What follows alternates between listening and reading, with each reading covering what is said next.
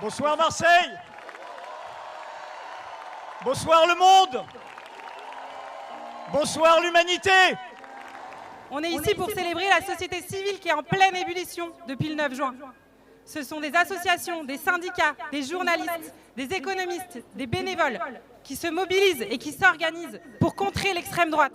Le nouveau Front populaire, c'est pas simplement l'union de la gauche. Le nouveau Front populaire, c'est l'union de la gauche et des écologistes débordés par la société civile. Et ce qui va se passer le 7 juillet, au lendemain de la victoire de la gauche et des écologistes, c'est que toute la société civile sera là pour que cette fois la gauche tienne ses promesses et aille au bout de ses engagements.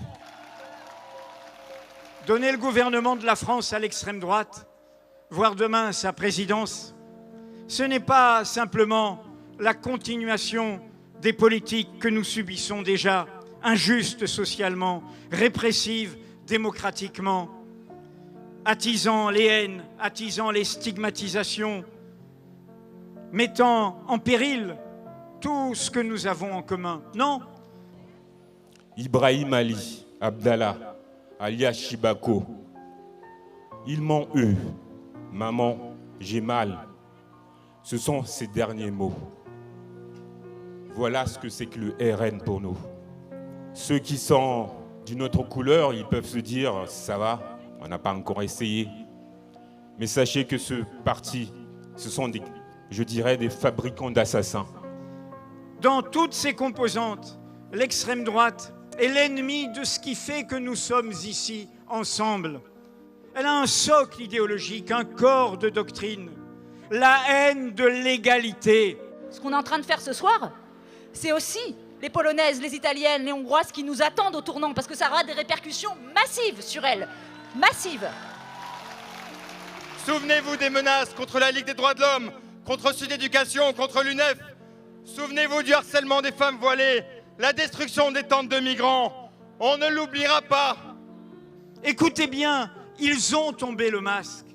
Aucune mesure sociale, aucune mesure en faveur des plus démunis, des opprimés, des dominations. Au contraire, l'aggravation des mesures qui sont du côté des plus puissants, des plus riches. Mais en revanche, ils l'ont dit, la première cible, c'est l'étranger. La première cible, c'est le binational. Et l'autre cible qui va avec, ce sont les droits des femmes, les droits de toutes les minorités de genre. C'est comme ça qu'ils détricotent l'égalité. C'est comme ça qu'ils détricotent ce qui est le moteur de l'émancipation. Si l'extrême droite arrive au pouvoir, c'est cela qu'ils vont briser. La déclaration des droits de l'homme, la croyance en une humanité commune, la croyance en universalité des droits.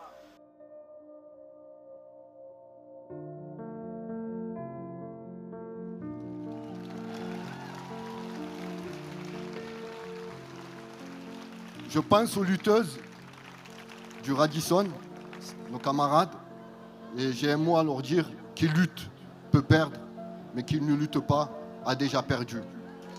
Nous ne baissons pas les bras, nous irons jusqu'au bout du combat. Il y a peut-être peu de syndiqués dans le privé et pourtant, on constate qu'à chaque fois qu'un collectif de travail s'organise, il arrache des droits supplémentaires pour toutes et tous. Chaque victoire est une défaite pour les réactionnaires. Je vous remercie à vous tous. Ça peut être tellement mieux. On n'est pas condamné à ce que le 8 juillet soit une énorme gueule de bois. On n'est pas condamné à ce que ce soit un naufrage et une nuit interminable. Ça peut aussi être une sublime épopée où les béga-bassines sont arrêtés, où on interdit les polluants éternels dans tous les ustensiles de cuisine, où on protège l'océan, où enfin on fait une vraie écologie populaire et sociale. Et ça dépend que de nous. Dans ou hors le Front populaire, peu importe, mais surtout, après le 7 juillet, quand on aura gagné, continuez à vous impliquer. Chacun et chacune à son échelle, chacun et chacune à sa façon. En ce moment, il y a des équipes de la réserve citoyenne qui sont en train de faire du porte-à-porte, qui ne lâchent rien, qui vont arracher chaque voix qui nous manque pour gagner. Les classes populaires, les travailleurs, les jeunes, les retraités, les privés d'emploi n'ont aucun intérêt à la société que leur construisent les libéraux, Macron et l'extrême droite. Portons nos choix de société, organisons-nous partout, dans les quartiers, dans les entreprises, dans les services, défendons nos intérêts, prenons nos affaires en main. Et je voudrais terminer sur quelque chose au sujet de l'activisme. Dans le programme du Front populaire, il y a justement une attention particulière à mettre fin au contrat d'engagement républicain pour les associations, à organiser des états généraux des libertés publiques.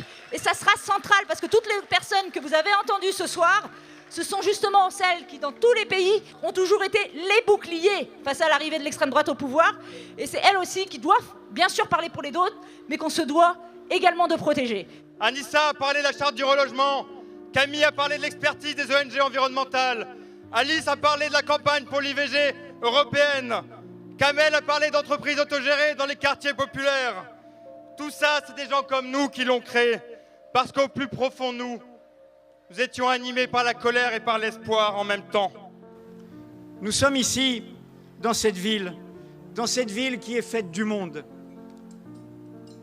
Nous sommes ici, unis dans notre diversité de sensibilité, comme la société est plurielle, mais comme les doigts d'une main, pour dire non.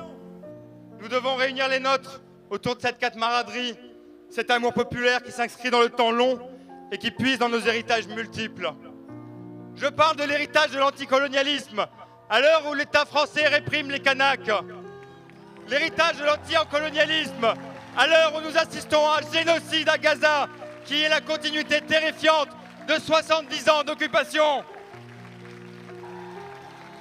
Je pense à l'héritage de la marche pour l'égalité contre le racisme de 83, aux luttes des quartiers populaires dont l'actualité est brûlante. Le meurtre de Naël nous l'a rappelé l'été dernier. Et enfin, parce que notre identité est internationale, parce que la camaraderie est internationale, nous allons puiser dans l'héritage des Espagnols qui, face au franquisme, en 1936, criaient « No pasaran! No pasaran! No pasaran! No pasaran !»